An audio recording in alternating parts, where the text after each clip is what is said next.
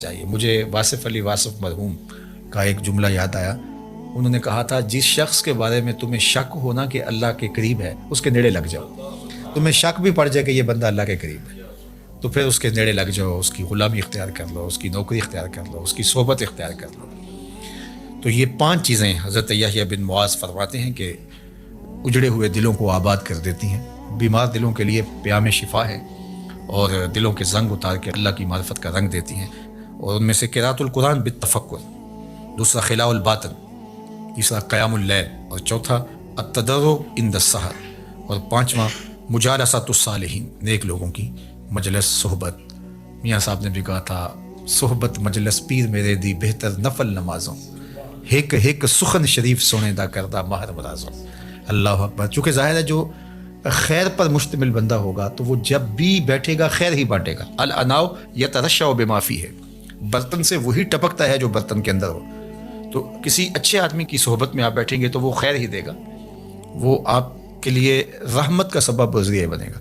اور برا آدمی چونکہ اس کے اندر ہی شر ہے، اس کے اندر ہی برائی ہے، تو وہ خیر دے ہی نہیں سکتا چونکہ اس کے اندر ہے ہی نہیں، تو اس کے اثرات ضرور مرتب ہوں گے۔ اور اللہ کے محبوب علیہ السلام نے اچھے جلیس اور برے جلیس کی مثال دی کہ جو اچھا جلیس ہے، فرمایا اس کی مثال عطر بیچنے والے کی ہے۔ یا تو وہ آپ کو تحفہ دے دے گا، جس طرح کہ عطر بیچنے والوں کی عادت ہوتی ہے کہ وہ تحفہ دیتے، یا پھر اس سے آپ خرید لیں گے، آپ کو عطر اچھا لگے گا، انسانی طبع کو خوشگوار لگتا ہے، تو آپ کہیں گے کہ یہ مجھے دے دیجئے۔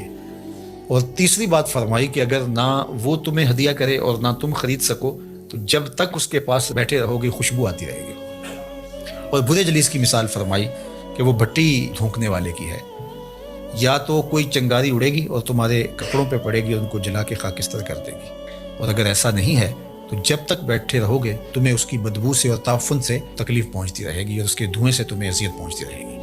اب تمہارا انتخاب ہے کہ تم اچھے لوگوں کی صحبت میں بیٹھتے ہو یا برے لوگوں کی صحبت میں بیٹھتے ہو۔ تو دلوں کا علاج پھر اللہ کے ذکر سے ہے۔